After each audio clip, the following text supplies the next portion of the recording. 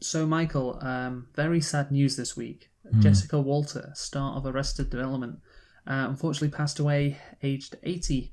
The Emmy-winning actor who also starred in Play Misty for Me, and I did not know this, but I probably should have. She also starred in the 1966 movie Grand Prix, which is a movie about Formula One, which apparently I haven't seen, but apparently it's really good. And yeah, she's in it, which I never knew. So that's quite nice. She's in a scene with Graham Hill, one of the legends of Formula One, which is just very very weird considering where I know her from. But anyway, so yeah, Jessica Walter passed away, and of course, Michael, she was best known for playing Lucille Bluth in Arrested Development, and I think Lucille Bluth is one of the funniest characters in TV history, or certainly that I've seen. And yeah, Arrested Development, of course, is a great show. I love it. But yeah, she's just perfect for that character. Like, there has never been a character more suited to an actress. I don't know how that could be the case. So yeah, that's all I wanted to say off the bat. Because of course, Arrested Development is one of my favorite shows. So I thought I'd just say that. Is that character the one who doesn't know how much a banana costs? Yes. Okay, yes, because I know that I know that meme. So I guess it's a banana, Michael. What could it cost? $10. Well, I guess she'll always live on in our hearts, and most importantly, in the memes. In the memes, yes. And another great one is when she says to the Korean kid she adopted, "Go see a Star Wars," and she gives him some money. And I've got that meme was relevant again because the new Star Wars reboots, and hopefully, if Disney keeps on churning them out, that meme will still be relevant for the rest of the time. So yeah, that's her legacy. We love to see it. But yeah, so yeah, shall we get into a much happier, funnier movie now, Michael? Yes, Jojo Rabbit. Absolutely.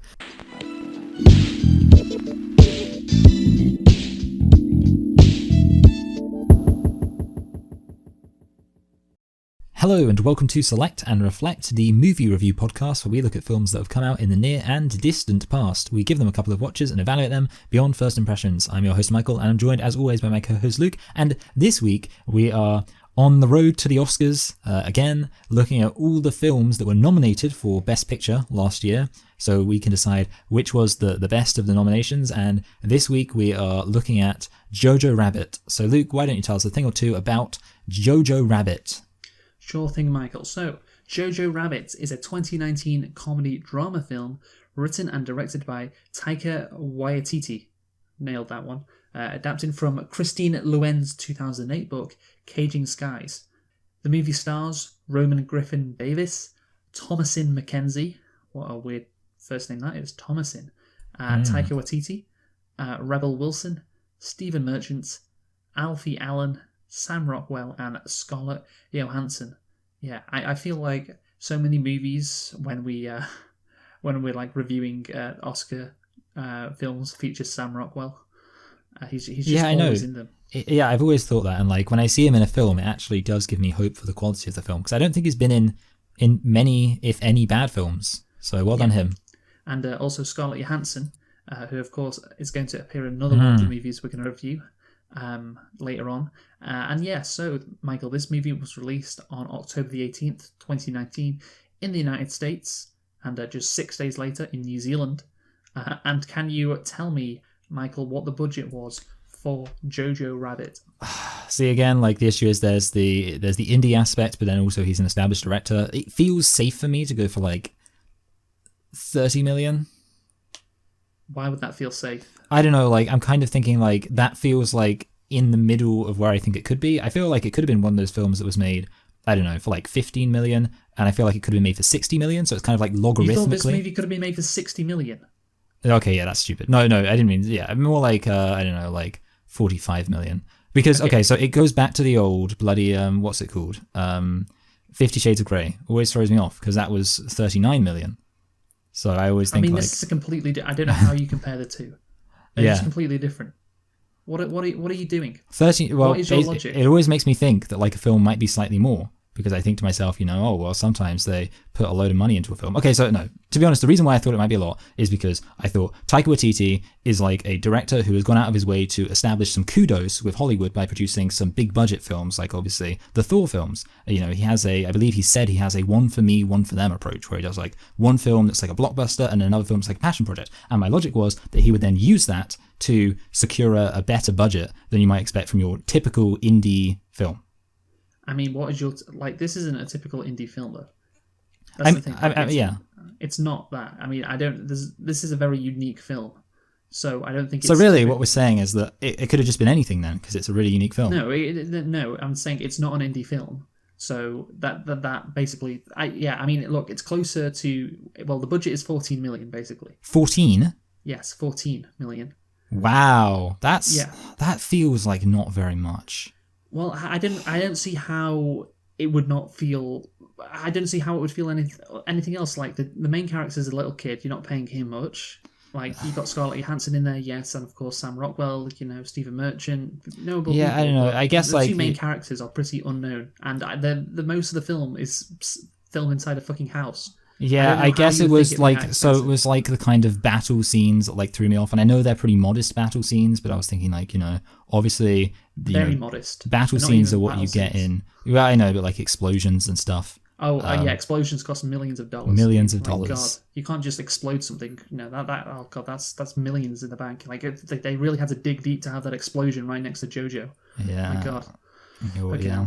Yeah. Right. I mean, look, it's I can't believe you. This is a ridiculous guess. Like 45 million for this.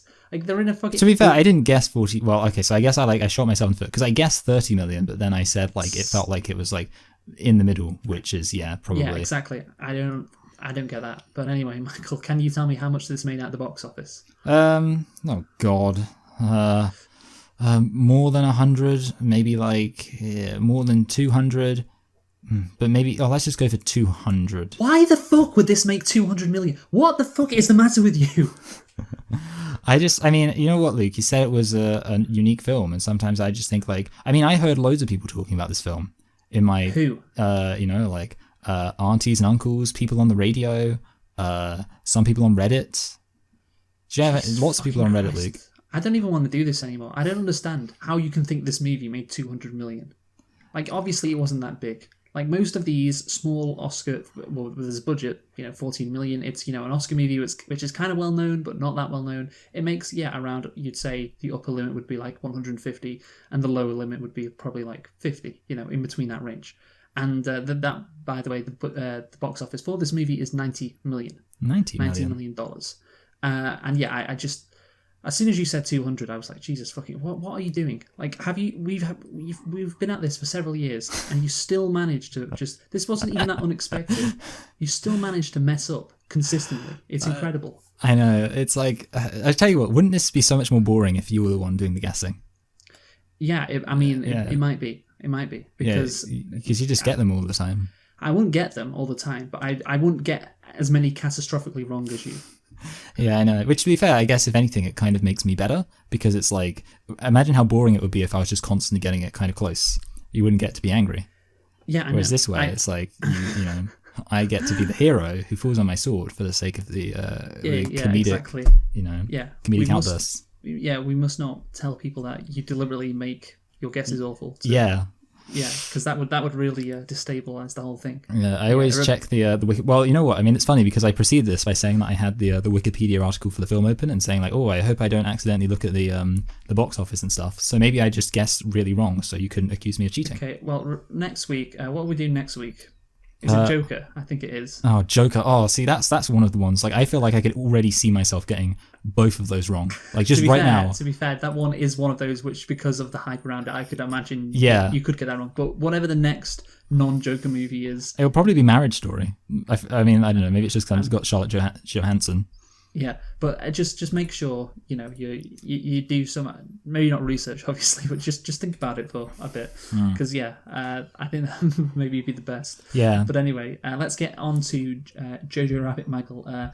So, this movie, of course, among its accolades, is the Academy Award for Best Adapted Screenplay at the 92nd Academy Awards, and also Best Picture. It was nominated for Best Picture, but it won the Academy Award for Best Adapted Screenplay. That's the distinction. And of course that's why we're doing it, because it was nominated for Best Picture, Best Adapted Screenplay at the 2020 Oscars. And Michael, therefore, did you like this movie, Jojo Rabbit? Yeah, I did. I thought it was a good film. I did not. I did not like this film at all. I don't think I liked a single thing about this film. I've got to be honest with you. Sometimes because they made fun of the Nazis, Michael. Yeah, see, that's the thing. Sometimes you say these things. I thought you were going to make that joke, but you didn't. I know. I could. I was actually thinking that. I was actually thinking about making a nitpick too, just like a nitpick. Like, look, it's Nazis. Nazis were bad, but no, yeah. I mean, the thing is, a lot of the time, I feel like you've been doing it more recently, where you've either said that you really like a film or you really dislike a film, obviously, whichever is the more memey answer. So I can never trust your first answer. And in this case, I was assuming you were heading towards a meme. And yes, of course. I'm not memeing. No, I don't like this movie. I don't think it's good.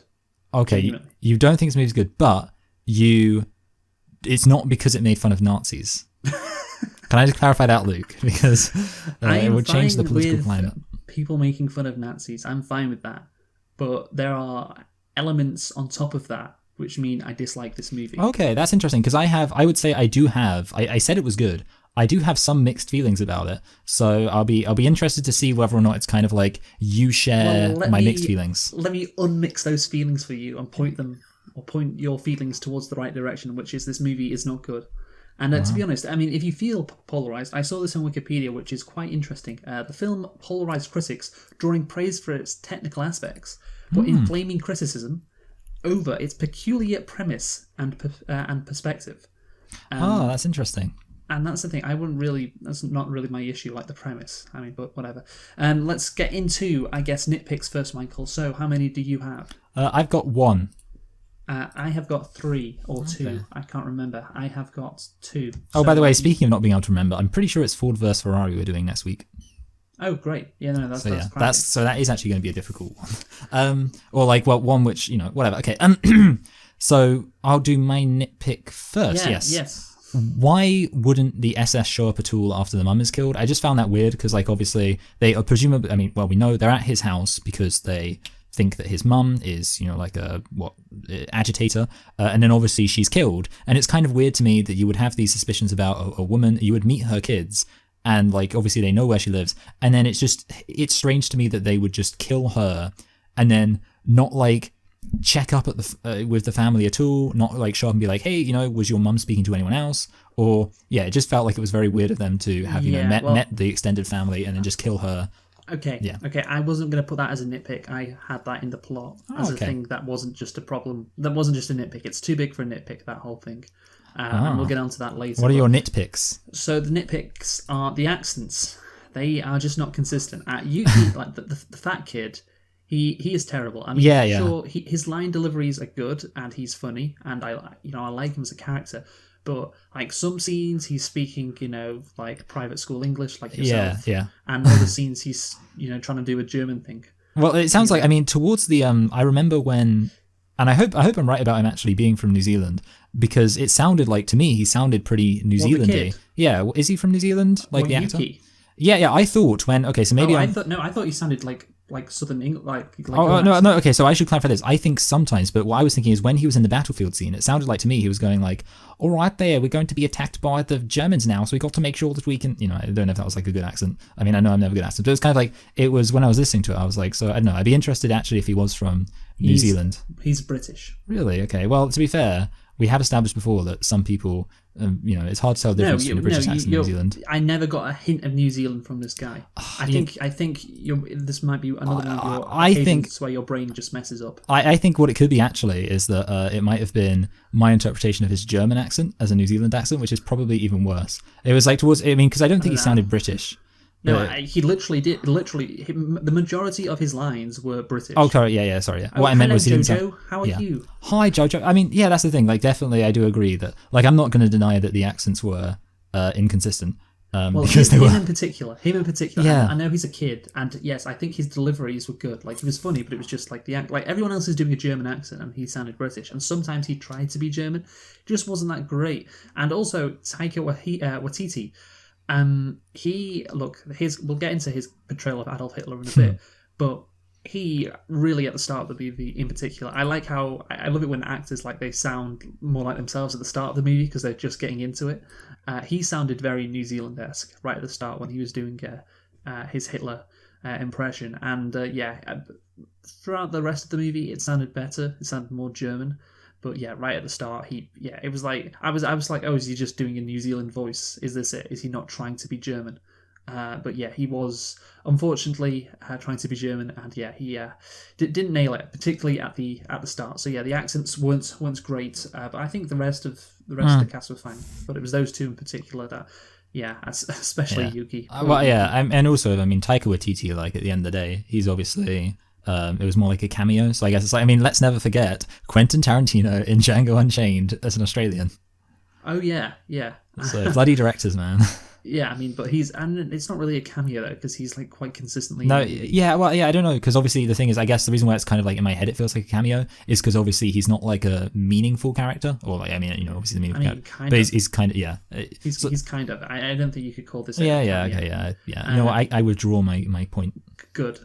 So my second nitpick is, so the girl Elsa, who of course is Jewish, she is captured. Sorry, she's not captured. She's trying to not get captured by the Nazis, and the officer Sam Rockwell asks her, "What is your date of birth?" And she gets it wrong. She says like, "Oh, the 3rd of May," when it's the 7th of May or something. But Sam Rockwell's a good Nazi, so he lets her go. But here's my nitpick: how did you not remember that? Like, that's the one thing your life depends on. Remember the date of this girl's birthday, and the 7th of May, 1929. You would remember that every day you are in that little whatever. What is that? It's not an attic. It's like a side. I don't know. But basically, yeah, it's ridiculous how she doesn't remember that. That's literally the most important date for her to remember. Well, actually, maybe I'm missing something here, or maybe I'm wrong. But I'd actually assumed, and I almost put this as a nitpick, but I decided not to, that the plan was never for her to imitate or pretend to be Inga until.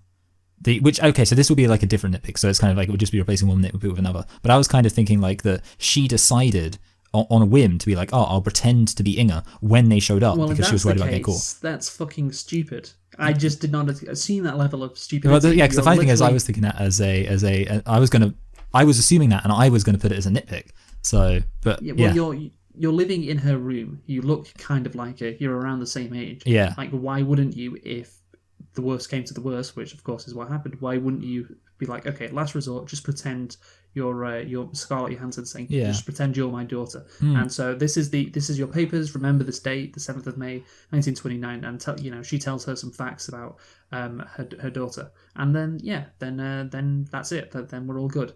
But yeah, apparently, if they didn't even think of doing that, then So I think your nitpick is probably the correct nitpick. So it's a good thing that I didn't say my nitpick, because it would have been an inferior nitpick. For that. Because my nitpick would have been even worse. But yeah, that would make sense. I mean, it is like, it's so stupid. Like I was gonna say like sometimes you'll get like a random person's name wrong, or like obviously get like a date wrong, and be like, oh, how did I get that date wrong? Especially if you're me. But yeah, definitely if you're you just like your life could literally depend on you remembering that date. So you have to remember. But that's the thing though. She obviously would have looked at it before. Yeah. Because she gets kind of close. Yeah. So yeah, she looks at it. So she's kind of she must have looked at it. Well, also, what were the two dates she got confused? I can't remember. I think she's maybe said the 3rd and it's the 7th of May. I don't know, something. Yeah, like see, that. those aren't even. It would be better if it was the 2nd and the 7th, because they sound kind of similar. Oh, shut up. No, sorry, I'm sorry. Right, we're getting too into the weeds. So let's talk about the plot now. So Roman Griffin Davis portrays the title character, Johannes Jojo Betzler, a 10-year-old Hitler Youth member who finds out that his mother, Scarlett Johansson, is hiding a Jewish girl, Thomasin Mackenzie, in their attic. He must question his beliefs while dealing with the intervention of his imaginary friend, a fanciful version of Adolf Hitler, with a comedic stand on the politics of the war. And of course, Adolf Hitler is portrayed by Taika Taika Waititi. Good, finally we got there. So, Nailed Michael, it. let's talk about the concept first, I guess, because, like I said right at the start, it's a pretty unique concept. Yeah. You have a kid growing up, wanting to be a Nazi. He's in Hitler Youth, and he has Hitler as his imaginary friend, or a more zany version of Hitler. I'll just give you a bit of background on, I guess, the formation of this character. So the screenplay was written in 2011. Waititi thought of it as being written in the right time, with various prejudices on the rise at the time. So basically, yeah, he thought this was back in 2011 that Waititi thought, you know what, around the world people are coming less tolerant. So yeah, this might be a good script for or a good movie for this. Clearly this didn't think period. it was that urgent, did he? It took bloody 8 years to produce it. If we had this movie before 2016, we could have stopped Trump. But no, he had to sit on his hands, didn't he? No. The first draft did not contain Hitler, but Waititi rewrote the whole thing again the same year it was written. Broadly speaking, the first draft lacks comedy due to it being a rough adaptation from Caging Skies, which Waititi described as a complete drama. So initially it was just a drama, and then he added in the comedic elements. Waititi decided not to make Jojo Rabbit a straight-out drama, as it would make the film cliché. Yes, I agree, that would probably be the case. He instead used humour to build the narrative, then throw dramas that may shock the audience. Look, I think this character is something I broadly support. I think Taika, fuck's sake, Taiki Waititi, there we go.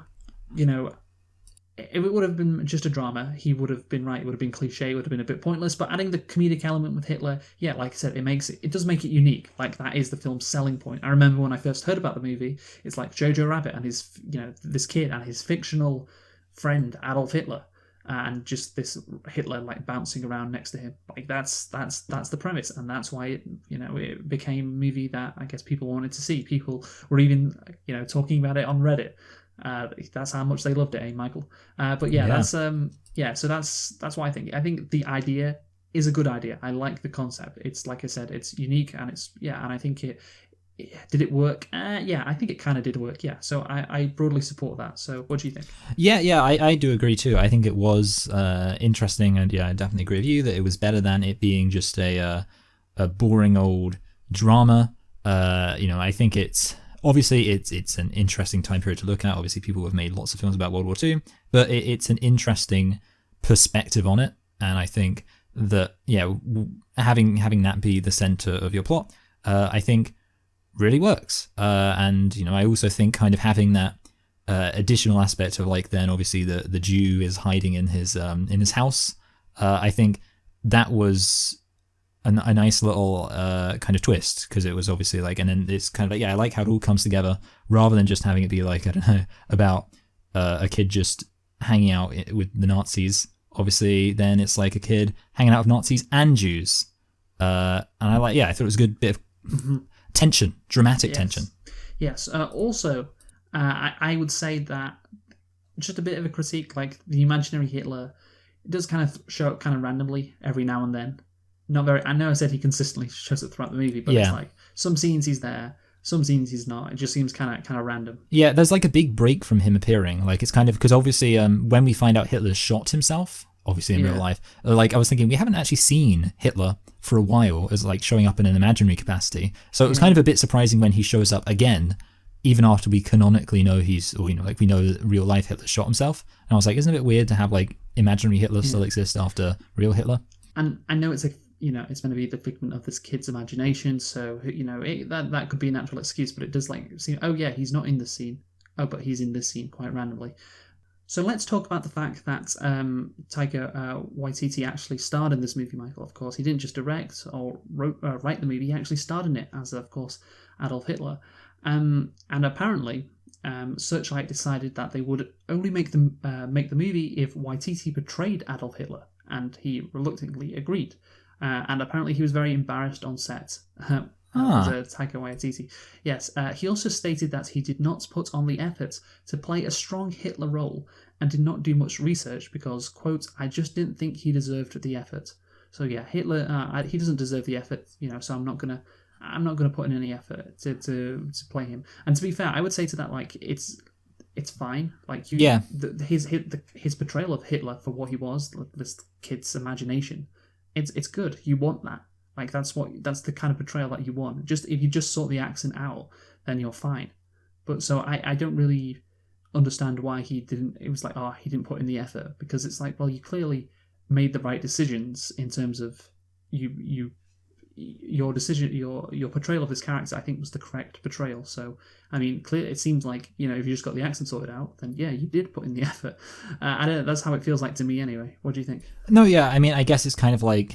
I mean, yeah, it's a weird thing to say, and that obviously no one would expect for this film to have a downfall style accurate version of Hitler or anything like that. And I mean, to be honest, I will even say I do think that with Hitler's accent being inconsistent, obviously it's almost like he's such an absurdist character anyway that it is, almost like you can just say, oh, whatever, because at the end of the day, it is, it's obviously not real Hitler, and the film kind of has a whole veneer of absurdity over it. But yeah, definitely not. Yeah, you don't want to act it. Well, it's not necessarily that you don't want to, but accurately characterizing Hitler is certainly not a priority. And yeah, I pretty much agree with Taika Waititi. Yeah, that wouldn't have worked if you accurately portray Hitler. Yeah, I think you're right. In, like, if he just stuck with a New Zealand accent, it would have made things a bit more zany. But that would have been, I think, it would have been too noticeable. Yeah, it's like everyone else is trying to do German apart from the fat English kid. But then you just get a New Zealand accent. Like, yeah, I think that wouldn't have worked.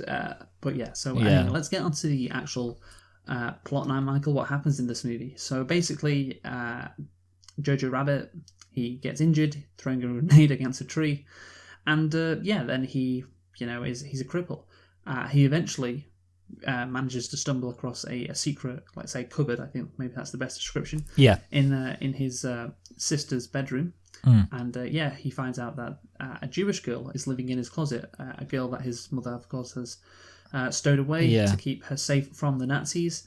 And basically the first, I want to say, like, hour and 15 minutes of the movie is just him getting to know this Jewish girl. Yeah.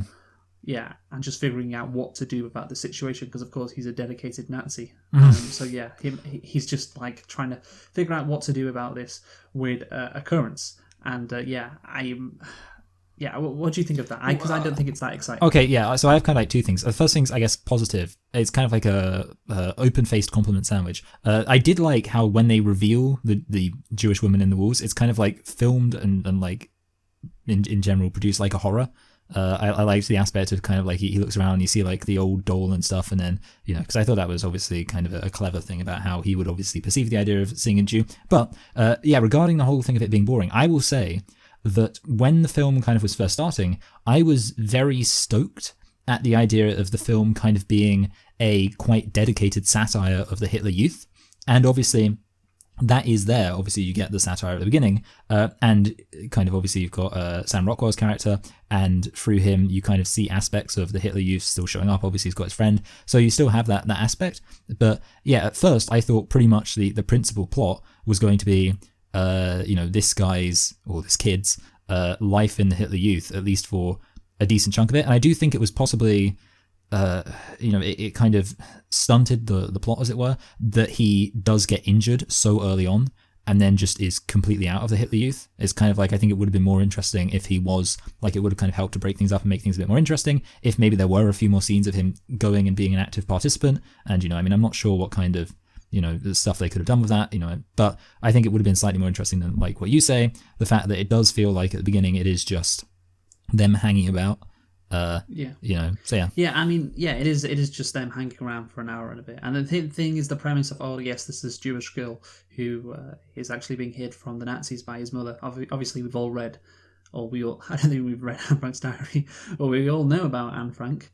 Maybe, she would have been a believer one day. I know that fact as well. And also that she was a Jewish girl in Amsterdam who hid in an attic. I think that's quite common knowledge to know about that. So yeah, that plot I guess the direction it went in isn't that surprising. That there was this Jewish girl hiding in the house, etc. But I will say that of course I could tell right from the off where this movie was going, and I was like, oh no, it can't be just this, can it? But it was like the concept of this young Nazi kid who's very enthusiastic about the Nazis finding this Jewish girl upstairs. That's a fun premise, but that's it. That's what it is. It's a premise, and you can get a couple of scenes out of that. But it just it feels like so long in this movie is just them getting to know each other, her making up stories about the Jewish people. And it's like, oh yeah, they have horns. Yeah, they sleep upside down. And then he says something wrong. Then he runs off. Then he comes back, and then she says, let me draw you a picture of how Jews actually look. Yeah. Then we get that scene again, and it's like feels quite repetitive. And it's like, is that it? Is that all that is? Like, it's very kind of stop-starty. Yeah, it just seems quite like dull. Like, is there nothing else you can inject this movie with? And eventually, of course, what is injected, like kind of randomly, to be honest. Because that's the thing, it's those scenes of her telling or just making fun of him for not knowing that Jews are actually just normal people. That those scenes are intercut with Jojo and his mother just like eating dinner or like dancing or bike riding, etc. That's what you get for the first hour and 15 minutes of the movie, and then all of a sudden, the Gestapo come round to their house, and of course this is what you talked about earlier, Michael, in your nitpick, and I was when I first watched it, I was like, well, why have they come around? This isn't explained. It just seems incredibly random. It just seems very, very random. And until you find out that his mother has been killed. And I do think the reveal is good. You show her feet. But yeah. I'd have probably bigger problems with it, which we'll get about later in terms of the tone. But just on its own, the reveal is good. And I have to say, though, overall, it doesn't make any sense. Like, surely Jojo would have been told about it by those Gestapo at the house who were like, oh yeah, by the way, we've arrested your mother. Like, surely he would have known about it. Surely he would have known before. Like, no one tells him. Like, no one comes to his house. Like, he's just like, he just finds her in the public square. Now, I'm sure they would have questioned him or, like told him at least that his mother has died and or was about to be executed, and it all happens so quickly. Like, it like happens within a day, because surely if she'd been gone longer than a day, then he would have been like, hey, where's my mum? She hasn't come back from work or whatever she does, and all of a sudden she's dead. So I just think that's I get why they did it, because they want to reveal, oh yeah, you don't know his mum's actually in trouble, and so you see the feet, and therefore it's more impactful when that happens. But it just overall, I think you said this in your nitpick. Yeah, it doesn't make sense. So Anything to add on that? Well, I will say, I mean, it's kind of related. Well, two things actually. Yeah, first of all, there is the fact I think this film, it lacks a. It's weird because it's a film about Nazis, and yet it kind of lacks a threat, because that scene of the SS showing up, like you said, is an entertaining scene, because it does feel kind of, tense. Like, it does actually feel, and obviously, realistically nothing, like too scary is going to happen, because even though obviously this film does have dark moments, it's not that dark, but it feels tense, and it kind of does feel like this film could have done with, and maybe even Stephen Merchant. Like I say, it doesn't have to be a completely serious character, because I can understand why Taika Waititi might be like, well, he doesn't want to show the Nazis in a light where they should be taken seriously, because, that would kind of cohere with his attitude towards portraying Hitler and things like that. But you could at least have like a character who is kind of silly, but still threatening. And to be honest, I think Stephen Merchant would have been a good character. I think it's actually unfortunate that he only shows up completely, as you said, randomly, out of nowhere for one scene. I think you see him like once later. But I do think it would have been good if they did have one kind of more coherent, threatening character who can kind of, be the person who we think, oh, we don't like, and he could be introduced a bit early on, like set up. I think that would have been good. But I think I have some issues with the tone, which we'll get onto later. Yeah. But in terms of like, if you want to have it just seem like random. But there's the thing, like, it does seem random, but the point is they want to catch you off guard by seeing his mother's feet. So that's what they want to do. So there's no, he just asks about his mother. You don't even know why they're there in the first place. Like, he says, "Oh, we get calls." So I don't know, maybe one of the neighbors called on them or something. I don't know, but that's what I was thinking at the time. Maybe it's one of the neighbors, but yeah, of course it's not. Yeah, I found it weird. Sorry, that his friend never came under suspicion because obviously I think he tells his friend that he has like a Jew living in his house, and then the SS show up, and I'm surprised the kid was never like, "Hey, did you like tell your parents or something?" Like I thought that was weird that was a distinct possibility and it was never brought up. Yes. So anyway, the Allies then capture the city, and Jojo tells Elsa that in fact Germany has won the war. And again, this is I could have put as a nitpick, but I think it's bigger than this because this is the ending of the movie. This is the emotional climax, I guess. And here's the thing: she would have to been incredibly stupid to believe him because literally, she would have heard all the fighting. You could argue that the battle was won by Germany, so you still have to stay in the cupboard. But the war definitely is not going to be won by Germany. Yeah. We beat back the Allies who were about to take our town. Yeah. Oh yeah. Now Germany have won the war. Like she'd have to be an idiot to believe. Yeah, that. It's also a bit weird because one of the things that they constantly hammer home is like the idea that lots of people are now realizing that Germany is inevitably going to lose the war. So it's kind of like the idea of like that then they could in fact be, it turns out they could be defeated unless they lose this one battle, in which case it would be completely reasonable to believe that we'll have won. Now Germany has won the war. Great, you love to see it. But yeah, I mean, then so there's that. Just an incredibly stupid thing to believe when the Allies are literally right outside the city trying to invade.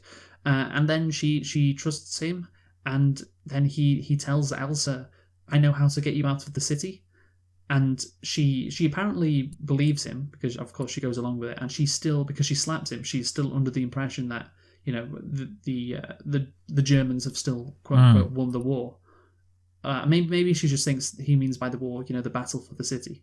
I don't know. Maybe she just thinks that, but yeah, like I don't know. It seems to me that's not the case. She it kind of makes her seem a bit naive. Yeah, and why would you? And then if that's the case, why would you expect that this 10-year-old can guide you out of Nazi-controlled Germany to the Allies? Like, why would you expect that? I mean, look, he is shown throughout the movie he's not that smart. Of course, he's a 10-year-old kid. Like, I don't know how you would trust that, but she just goes along with it. So yeah, I just found the ending quite a few issues with the ending, how it ended. What do you think, Michael? Yeah, I basically agree. I think it was very, like you say, it was silly, and also, I guess another thing is that I liked the intensity of the ending, and I say the ending, I mean not quite the very ending, but the actual final battle. I did find that enjoyable to see because I do think the aspect of how. And I think more so than most other countries or any other country in history, Germany, Nazi Germany, just was like fighting until the end. And I find that idea of just like an entire city like defending a completely lost cause to be a very kind of dramatic thing to watch. And I did think that was quite an interesting thing to watch. But then I found it weird how it like acts as if once the battle was over, like everything seems a bit too nice. Like I thought that was a bit strange. So, I mean, obviously that's not really, I mean, I guess it's quite plot related, but yeah, I was like watching it, I was thinking like they go outside and it's just like a lovely little street with some happy Americans driving along. And he's happy and everything, but like, he's dancing, but his mum's his mum's still dead. She's not coming back. You know what it reminds me of? It reminds me of in The Simpsons, I always mention Simpsons, in the episode where Snake's hair possesses Homer so he starts killing people, and then Chief William's like, "That's what I call a bad hair day," and then they all start laughing, and Marge is like, "May I remind you that 2 people are dead?" Yeah. That's how I feel about this. Like, may I remind you that your mum is dead? Again, another Simpsons reference. That's all you can call on, can't you, Michael? Yeah, I will admit, yes. I thought you'd put up a better defense than just, okay. No, you're right. You could say it's the greatest show ever. Yeah, I mean, yeah. Also, I guess like at this point I have to do it because I've done it so many times now that the one episode where I don't do a Simpsons reference, it's going to feel, then you'll miss it. Okay. But that's the thing, like he's dancing, it's like, his mother's dead. I thought what was going to happen because they reference his father's going to come back at the end of the war. They're going to, one final scene like 3 months in the future or whenever, and his father's back in Germany, and he says hello to Jojo. And his new, I guess, adopted daughter, as it were.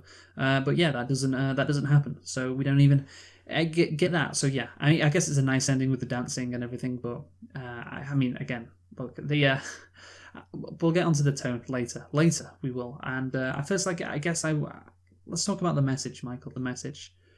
I mean, it's fairly simple, isn't it? Like, it's easy to see how kids like Jojo can get indoctrinated into believing all this Nazi stuff, and it's funny to look at the world of a German kid growing up under the Nazi regime who really, truly, fanatically believes in all this stuff.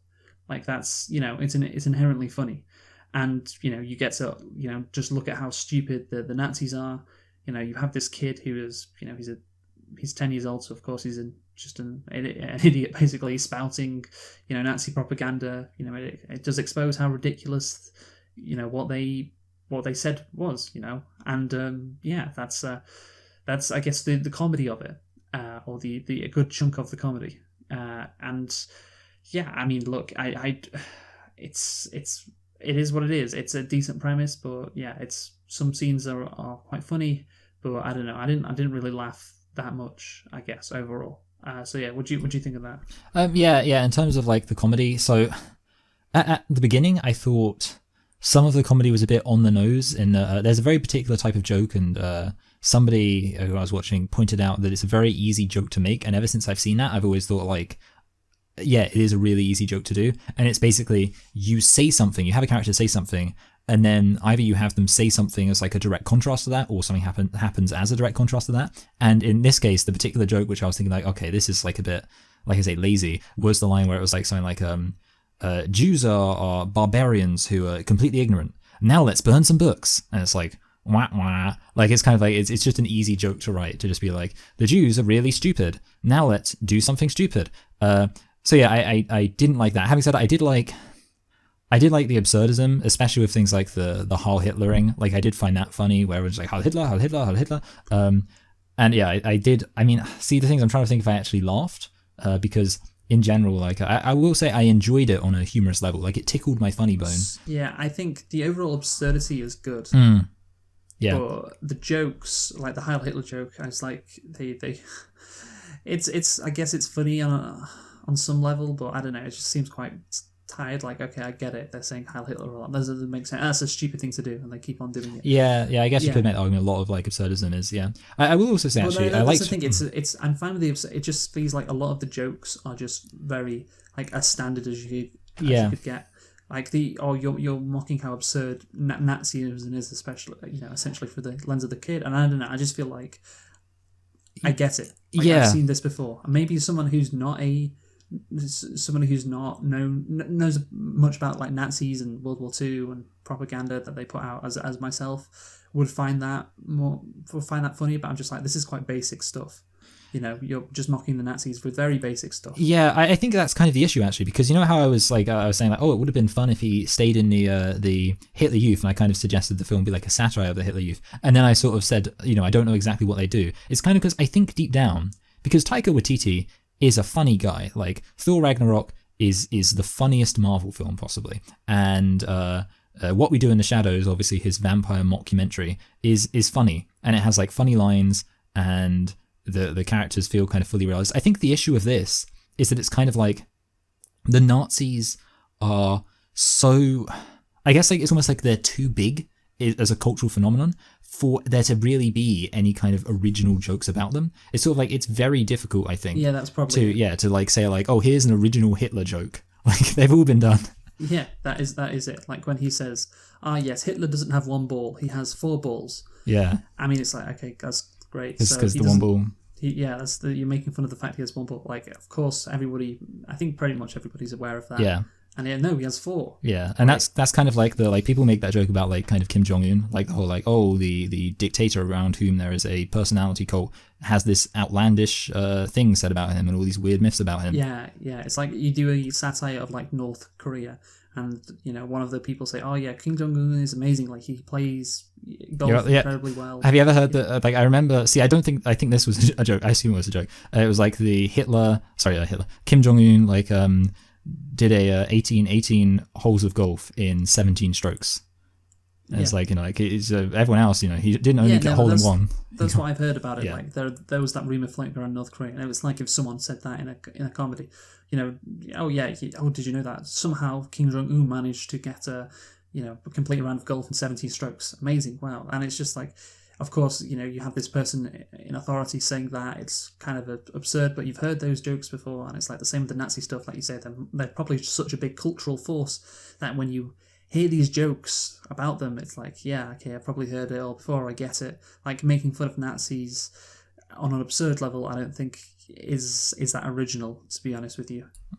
Yeah. And just because they've been around for so long, and history's greatest bad guys. So yeah, that makes sense. But anyway, Michael, I'm going to go through now, if you don't mind, some of the reviews of Jojo Rabbit. Yes, I'm interested. In the Wikipedia paragraph at the start of the page, it did say that this movie did polarize critics, and so I'm gonna go through a few of the critics' opinions, and yeah, we're gonna see what they said, because I think normally I don't look at what critics say for a movie, but I think in this case with this movie it is quite interesting to look at. So let's go. So first off, we have Richard Roper of the Chicago Sun-Times, who awarded the movie 3.5 out of 4 stars, lauding it as uncomfortably funny, unapologetically insensitive, and cheerfully outrageous, and concludes that writer-director Waititi delivers a timely anti-hate fractured fairy tale. Okay, so let's go through that one first. So he says that it was uncomfortably funny. Now, I don't really agree with that at all. I don't know, I wasn't uncomfortable about the funniness of it. Oh, they're making fun of Nazis. Oh, how taboo. It's not that uncomfortable. Like we've said previously, it's happened quite a lot in history, and yeah, this is just another example of that. And again, you'll see this theme quite a bit. Delivers a timely anti-hate fractured fairy tale, and we'll get onto whether this was timely and the anti-hate stuff, which that's for after we discuss all these reviews. In another positive review, Stephanie Zacharek of Time Magazine writes, "It's Waititi's ability to balance unassailable goofy moments with an acknowledgement of real-life horrors that makes the movie exceptional." And again, we'll get onto that later. Adam Graham of the Detroit News gave it the grade A-, calling it an enchanting, whimsical satire about the absurdity of war as seen through a child's eyes, as well as a smart, accessible, inclusive film that opens doors at a time when many are slamming them shut. Okay, again, the timely reference is there once more. But Michael, what do you think? I mean, you must agree that it's an enchanting, whimsical satire because you really like this movie. Well, actually, I mean, when it comes to the theming, I guess it's...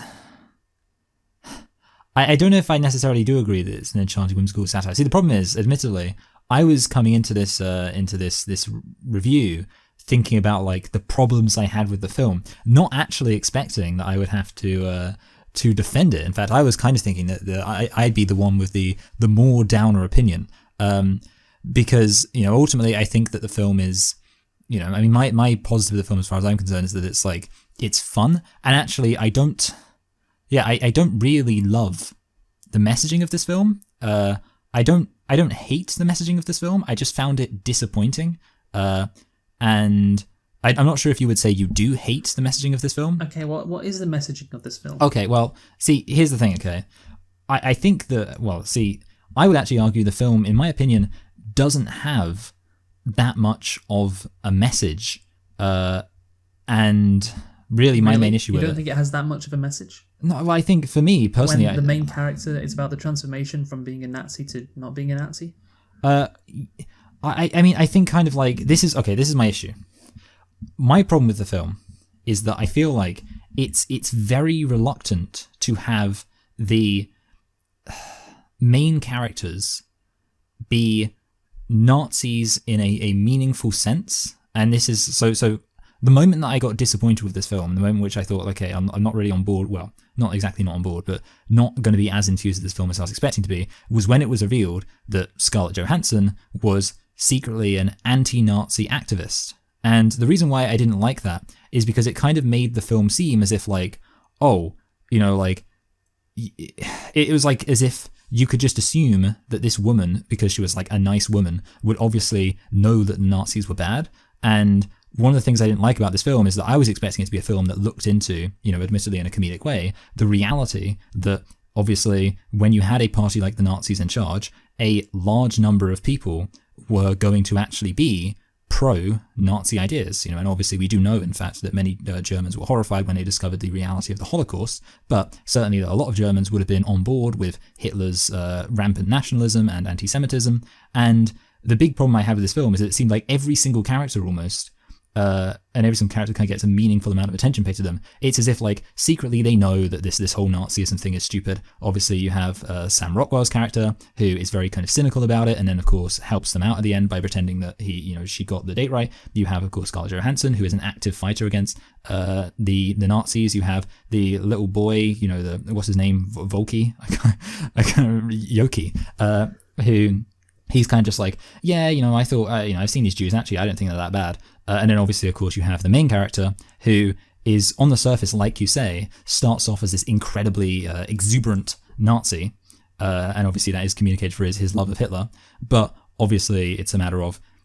See, I guess the issue is, to answer your question, it hasn't got a message because he does meet a Jew and he does decide. The problem is, it's kind of like, if you're going to have a film about a guy who literally believes like that the Jews were these monsters because he believed in this hyper propaganda, then inevitably if he's going to meet just like a real Jew and say like, oh, actually they're pretty normal, then obviously he's not really going to be able to uphold anti-Semitic ideas in the same way.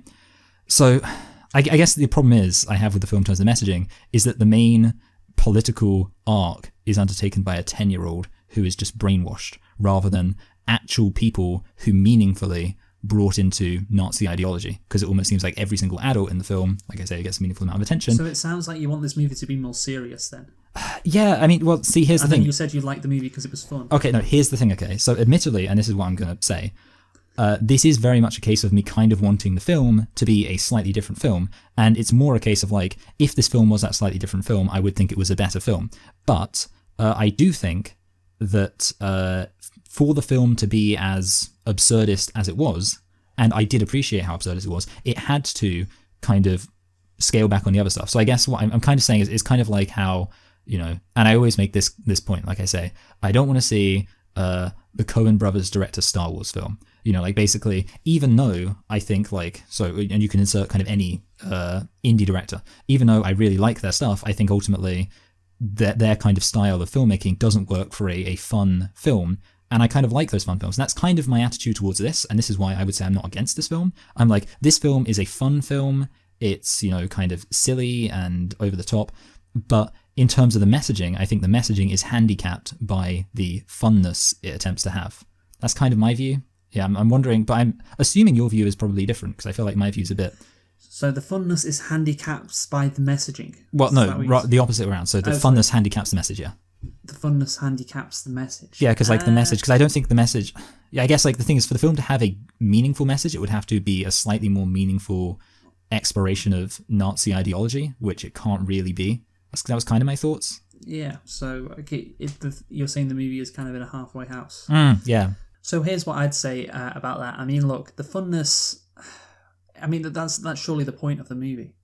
That's surely the point of it. Like, the point is this 10-year-old kid gets indoctrinated into the Nazis, and you see how absurd it is.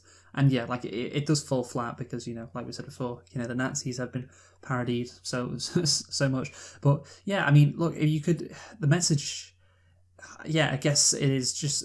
I mean, you could argue that I would argue this, that the funness of the movie kind of just enhances the message because it just makes it seem more absurd.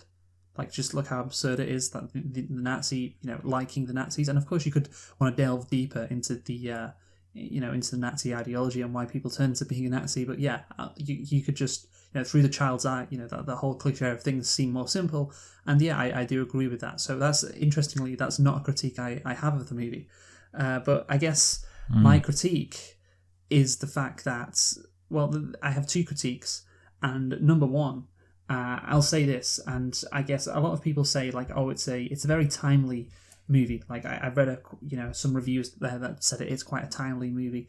And here's the thing, I don't think there is a good point in making fun of Nazis in your movie, if you want to fight back against like fascism or hate or anything like that. Or if you're trying to expose Nazism as stupid, since like it can be good, but you could argue, it also could, trivialize the Nazis and make these groups or ideologies seem more harmless than it actually is. And I don't know if I agree with that in terms of like, oh, that is what, so therefore you shouldn't make fun of Nazis or you shouldn't make fun of bad people. No, I don't think that is the case. And you can make a comedy. Basically, I think you should be able to make a comedy about anything. I'm not against that. But don't act like, this movie is going to defeat fascism. This movie, it can be just like good art, a good fun comedy that makes fun of a good target. But it won't de-radicalize people, if, like I said, it could in fact have the opposite effect, if you think about it that way.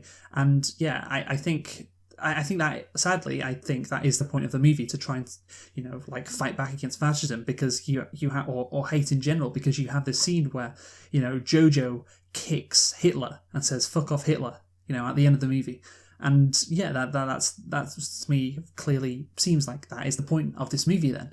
That the point of the movie is that this movie is trying to make a point about, hey, you should, or trying to take a stand rather against Nazis. Trying to, it's a because people, like, they say it's timely. So I haven't seen anyone specifically say, oh, this is an important movie, but you get the sense that like people would agree with that, who are praising it. If you ask them, do you think this is an important movie? And they would say, yeah, it is, because it fights back against hate at this very important time where everybody needs to be doing that.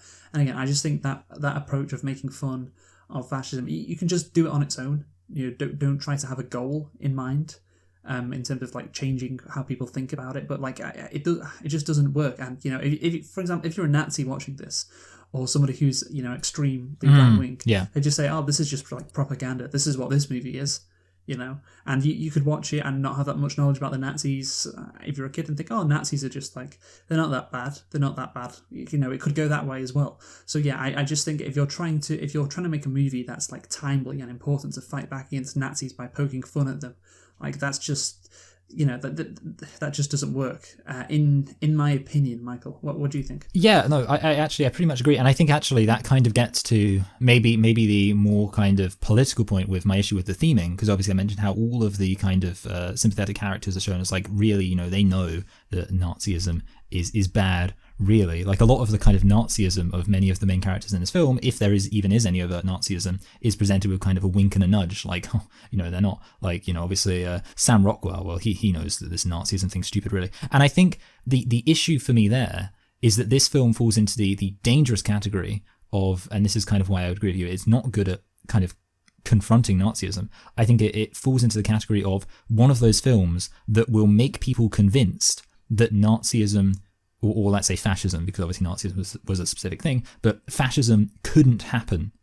Almost like couldn't happen at all. Because it's kind of like this film, it almost, maybe this is a weird way of saying, but it almost like mythologizes fascism by turning it into such this like, almost like the absurdism means that it's like, you're like, how did these stupid, Germans ever believe that? And the issue being, of course, that they did believe that, and their support for those ideas, probably started off as like reasonable concerns in their views, like, oh, it's about the economy, it's about, reclaiming pride after these people have, totally attacked us, attacked our values and things like that as Germans. And then obviously it evolved into suspicion of political opponents and academics and things like that. And eventually that, obviously the anti-Semitism thing was always there, but kind of eventually I turned to, oh, it's the Jews, they're the real problem. And it's kind of like that, those things can emerge in any society. Any society can become convinced through clever messaging that there is one group of people who need to be blamed for things, and therefore fascism can take hold. And like the concern I have is that people will definitely watch this film and think, oh yeah, how could anyone have believed this? Oh, it's so stupid, it's so silly. And it's kind of like, well, the point is that actually you shouldn't say that, because it, yeah, sure, it was a silly in some sense. People shouldn't be making these movies then, is that what you're saying? Yeah. I disagree with that. I just think it is like, no. Yeah, see, I think I do. I'll let you say. Yeah, people who do believe in this stuff, they are stupid. They are, and that's the key thing. They are. I mean, that's the thing. You could just say, like, that's why if you're trying to do this as a goal, it could like backfire. Like it could backfire. Yeah. But I think it's still like I'd still like to make a movie like trivializing, sorry, not trivializing Nazis, like making fun of like the Nazis, to say how stupid they are, because it was inherently stupid. Yeah.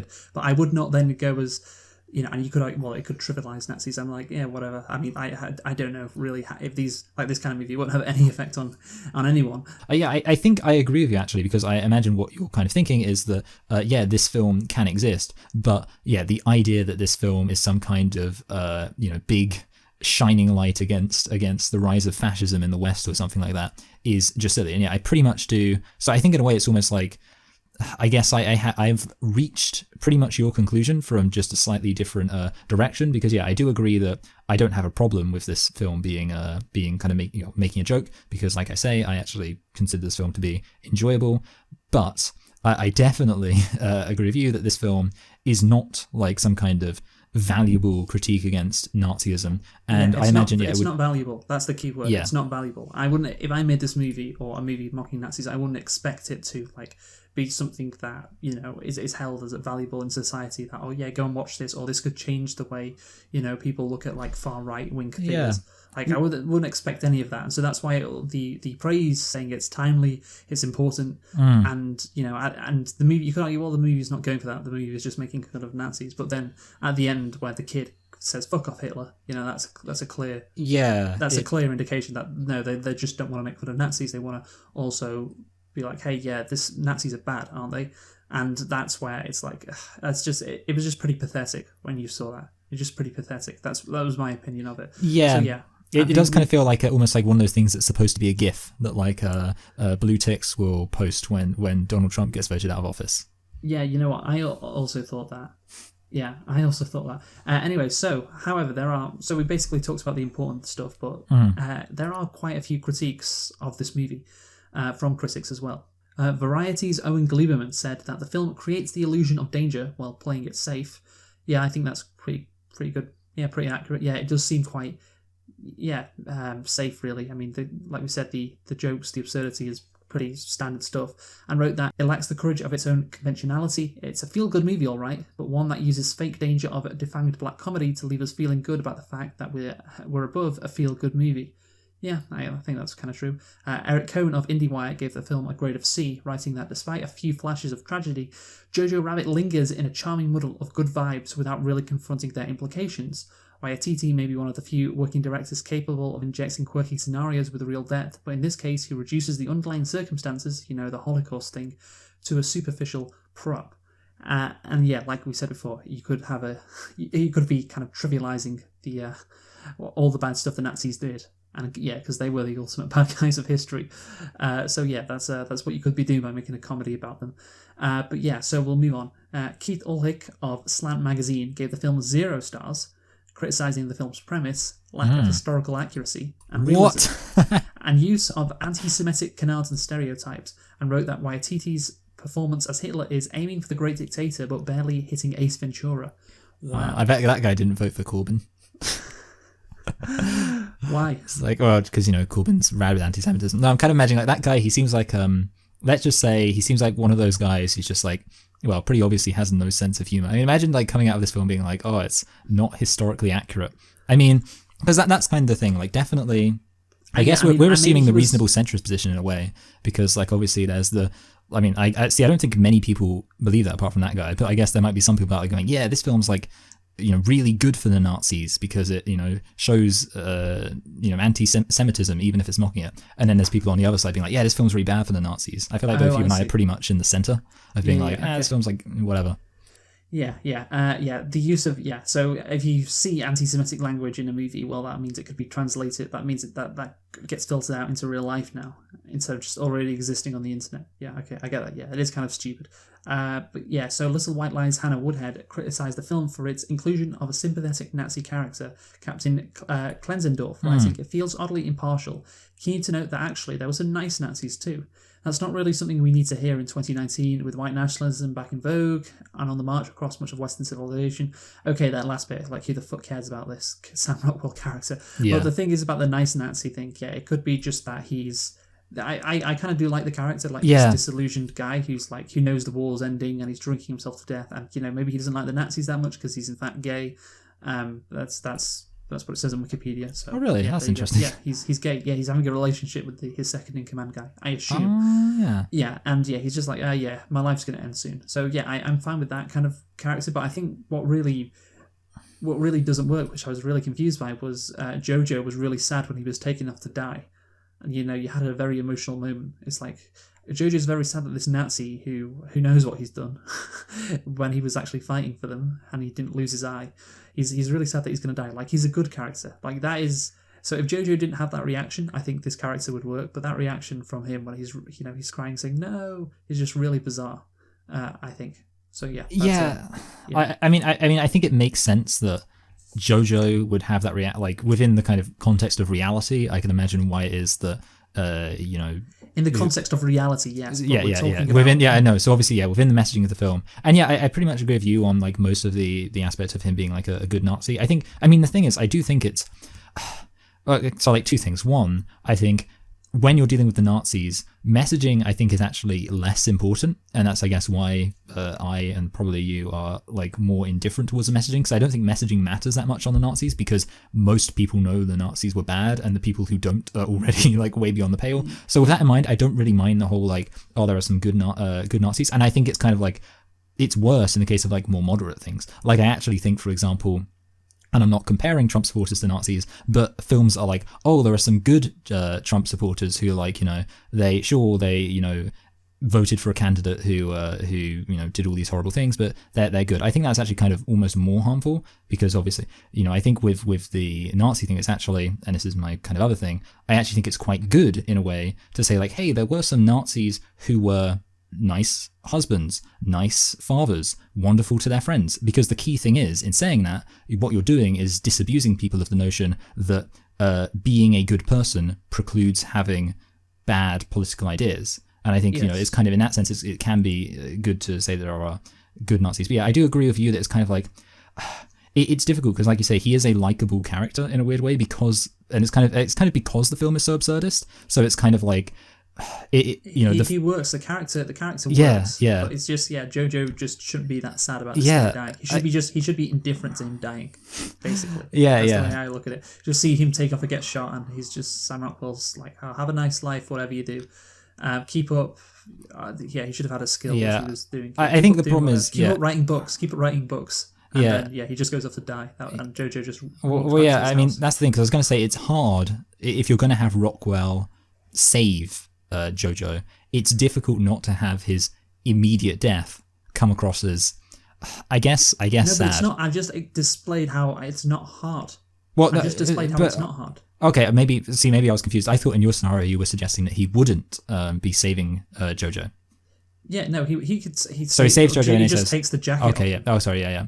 He just takes the jacket off him, and then he gets taken away. Says the lines about keep up the book writing or whatever, and then just dies. And then Jojo just indifferent to it all, just walks back to his house. That's how you do it. Yeah. Yeah, that's how you do it. But yeah, he, like I said, him laughing. Oh, sorry, him crying about this guy dying is it is a bit weird. I will say that. But again, it doesn't really matter. Yeah. Nice Nazis, like this, it just doesn't influence people's thinking. And like you say, it could be good to acknowledge that, oh yes, some good people get trapped up in this ideology. And there's one more batch of critical reception that we're going to go through, and it comes from the UK, Michael. There's a specific section on the Wikipedia page about the UK. Yeah. And of course, this movie came out in 2019, so I was worried that, when there was going to be people saying, while the rise of Jeremy Corbyn is happening in the UK, it's not good to make fun of Nazis. It's a serious threat. But of course, that wasn't the case. And of course, I was joking there. But anyway, Robbie Collin giving it 1 star out of 5, saying that he was aghast, saying that the scenes at the camp were the laziest rip-off of Moonrise Kingdom I've ever seen in my life.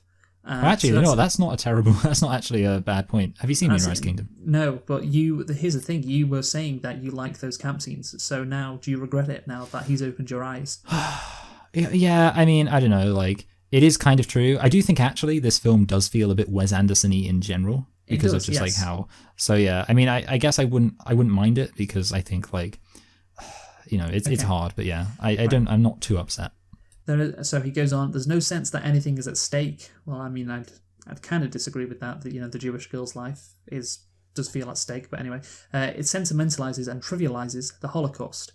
Yeah, again, that's what we said before, that you're making fun of the Nazis, it can do that, but yeah, it is, as long as you go into it like, I'm just going to make a comedy about Nazis, making fun of them, and whatever happens, happens. Who cares about like this trivializes the Holocaust. This yeah, we're actually making this movie about Nazis to stop people, or to make sure people are aware of how stupid they are, so that could prevent horrors like the Holocaust happening again. It's all I don't really know. I don't really know if it like affects anything that much. But anyway, the stuff that Jojo is indoctrinated with is made up of old Borat lines. That's not what anti-Semitism is.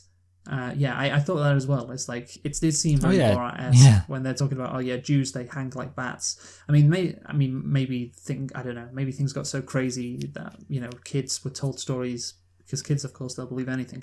Yeah. But yeah, the main thing about the Jews, and they do talk about it sometimes, of course, but the main thing about them is they control the world's money. They actually control everything. They want to bring down, I guess in this case it would be Germany.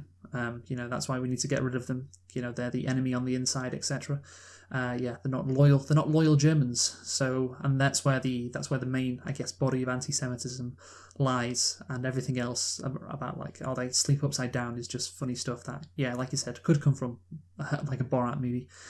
Peter Bradshaw also gave it a 1-star rating, saying there are no insights to be had and no laughs. Wow. Yeah, again, I don't think it's that revolutionarily funny either. Yeah, and calling it strangely redundant. Yes, I also agree. It is strangely redundant. That's a good description. Mark Kermode was slightly more positive, but still said it was neither sharp enough nor funny enough to cut to the heart of its subject matter. And I guess so. Like we said before, the comedy is pretty standard stuff, not that funny. That is the criticism, Michael, I guess, from the UK. It goes over what we've said before, but I will say one more thing which hasn't really been brought up while we've been talking, but I kind of mentioned it earlier while discussing the plot. I genuinely think it fails at trying to make fun of Nazis because the comedy isn't that great, and if you're also trying to change how people view Nazis, that, like we said, that's not going to work either. But it tries to, of course, for example, when Scarlett Johansson dies, you have these moments that are trying to make the audience feel emotional, it hits you hard. Even at the end of the movie, the ending is cheerful and happy, but when I think about that, it's okay, so this is now a drama now. This is what this is. This is a drama. I should be scared. And when the Gestapo arrives at the house, there's tension. That's what we're meant to feel. We're meant to feel tension. Are they going to take away this girl? And the Gestapo, obviously Stephen Merchant is there.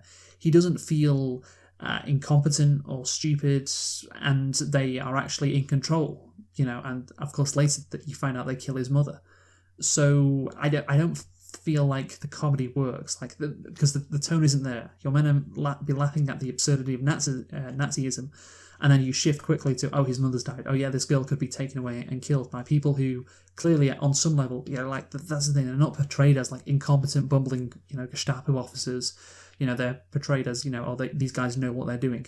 And yes, of course, they laugh at the book, the book with the Jewish people in. This is really funny. Yes, they have horns and all that. They laugh at that, but at the end of the day, what they are, they're still good at their job. They still, they're not morons in that regard. So therefore, it just the tone isn't there. The right tone isn't met, if you get what I'm saying. Well, also actually on subject of them laughing, I think the way I was kind of interpreting it is we're supposed to kind of find that almost sad in a way, and the reason why I say that is because you can kind of see the girl and the boy look very uncomfortable, but in a way of kind of almost sickened at realizing that these SS officers who have this power are just laughing at these anti-Semitic ideas, and you can kind of tell the girl seems upset at the fact that that they're laughing at these anti-Semitic I don't ideas. know about that. I just think they're nervous about getting found. Yeah, I'm not sure. But anyway, pretty much. I think actually, because this is actually the thing which we spoke about before we even start recording, which was the fact that I also found this film emotional, or let's say tonally confusing, and I actually said I found it kind of emotionally draining, and I think that it is true, because it is you get to the end of the film and it's so much has happened, but in a way where the film doesn't play like a straight drama, it doesn't play like a straight comedy, and there is kind of a distinct dissonance between the scene of a little kid hugging his dead mother's legs as he's like really sad, and then like it's kind of then he tells his imaginary friend version of Hitler to fuck off, and it's like it doesn't work. Yeah. I think the thing is these heartfelt scenes with his mother that are really like, oh, Yeah. isn't that cute? Oh, isn't that lovely? Like I think Taika Waititi said it's like this movie is also a love letter to mothers. Doesn't work. That doesn't jive when you're making a movie about how ridiculous Nazis are. Like those two, it's two different like things. Yeah, and I think actually that's probably why I maintain that I wanted this film to be a more sincere exploration of kind of Nazism, because I think at the end... because we've already seen that, you said, it's cliche. You've got to go down the completely absurd route. That's the only thing you can do. No, see, I do think, like, I mean, in my head, and maybe I can't make it, I'm not sure if I could get it to work, but in my head, I do think, like, the thing is, I didn't hate the tonal dissonance, like, I didn't totally reject it, because there are films which I genuinely enjoy that kind of, at the end of it, leave me feeling a bit sort of emotionally, like, let's say, I guess, confused, like films that I can't necessarily work out emotionally, and I enjoy those films, but I think the difference and what makes me enjoy those films, a good example would be actually Arrival, which, like, having seen it a few times since we first reviewed it, I do find, like, very emotionally kind of like emotionally confusing, but also that has like some really interesting deep themes and kind of intellectual exploration of these very big concepts, and I think I guess talk about Arrival. But yeah, that's kind of my opinion on Jojo Rabbit. Like, at the end of the day, if it is going to be a film which is kind of puts you in a weird emotional headspace, it can do that through tonal inconsistency. But if it's going to do that, it has to, I guess, have some kind of, I guess, intellectual balls to justify it. Because as things stand, if you're just going to make a film which is, as you say, like, Nazis are silly, let's all be absurdist about it, then you have to kind of stick to that. You can't be like, oh, we're going to make a film that's Nazis are silly, ha ha ha, and then, like you say, exactly. Which just baffles me why you like this movie or said it was good. But yeah, like, that's the thing. You can't make a movie like this and be like, oh yeah, this is a love letter. Or look at these scenes with Scarlett Johansson. She's such a kind mother, having such a good time with Jojo, who's just this naive kid. They have so much love for each other, and then you have a scene, with fucking. What's he called? How did I forget his name? Taika Waititi as Hitler, like doing a New Zealand accent, being ridiculous. Like, that's it just doesn't work. It just doesn't work. It's like two different things here we're going for. That's the thing. What really doesn't work, because he wants to make fun of Nazis, but he also wanted this movie to be like a teachable, serious movie at the same time. Like you said, and he wanted the Jewish girl to like scold Jojo, and the Jewish girl isn't like silly or stupid herself. She's like a normal character, who acts like she isn't in a comedy movie, and if they made that character absurd as well, maybe things would, I think definitely they'd work better. But yeah, that's the problem with the tone. It's in a halfway house between being serious and being absurd. I advocate for just let's make things more absurd. Because that's the path you're going down anyway. And yeah, it is, like we all know, it's cliche to make a movie about how, a serious movie about how bad Nazis are. Like everybody knows. So yeah, just go down that absurd route more if you have to. And yeah, unfortunately the movie does not do that. So yeah, there's a lot of things to talk about, and I was going to mention historical inaccuracy, but we're not going to bother, because basically the film does get everything broadly right, apart from the fact that the Russians and the Americans never fought side by side with each other, so they wouldn't be entering the town together, which apparently they did in the movie. Yeah. I was confused why it seemed like the Americans were there as opposed to the Russians. Yeah, but anyway, let's conclude now, Michael. You go first. So basically, obviously, the funny thing is I was going into this review, like I say, expecting that I would have the I guess the hotter take, and that I had some issues with the messaging, but the funny thing is, so I was kind of thinking I'd have to justify thinking this film was good, and when I said good, I was kind of thinking like I was thinking maybe a 7, just because I thought like there are aspects of the filmmaking I do like, and the aspects are I do like the cinematography and the set design. I guess I like the acting, even though it's mostly just kind of comedic acting, but I think it is kind of, when it's over the top, it needs to be over the top. And there is the fact that when I was watching it, I did think to myself, yeah, this is enjoyable and fun most of the time. But then, of course, yeah, there is the issue that there is, it's hard to work out the film like towards the end emotionally. And yeah, I think with all of that said, I still think that there is enough I like about the film that I do want to give it a 6 out of 10, which qualifies it as good. And the things I like are just the fact that it is a nice film to look at. It does have just a nice feel for me overall, and I think that's a good thing. And I think I probably enjoy the comedic aspect more than you do. Again, I don't think I laughed out loud, but I do think if I was watching this, say, with like friends or family, I'd probably be like chuckling a bit more because it'd be like a social thing. So with that said, I think, and there's nothing about the film that I hated. There was just stuff I thought could have made it better. And that's kind of it. Like there's mostly my thoughts were just this film could have been better. So with that said, I'm going to put it as a low 6. I'm going to put it, I don't know, how about above Ocean's 11 and below A Nightmare on Elm Street. How about that? Yeah, okay, that's a fair rating, I think. So I'll go through what I think of this movie. So the plot, like I said, it's quite dull. Like the major turning point in the movie with the Gestapo doesn't make sense. There's quite a lot of filler, it seems, once the premises are established. And yeah, the ending, like I said, doesn't really make that much sense either. Is it funny? Well, not really. I mean, the jokes about Hitler and the Nazis, they are kind of unoriginal, quite stale. The Taika Waititi Hitler character, I will say, I like the concept. It is, I guess, original in that respect, but the film needs more than that to be funny. It needs more. It's a good starting point, but you need more, I feel like. And the comedy, I think, is basically sacrificed, or the comedic feel is sacrificed to try and make the movie more meaningful and emotional and important and also teachable. Like it's trying to teach you something, it's trying to send a message, and therefore the comedy, I think, is sacrificed.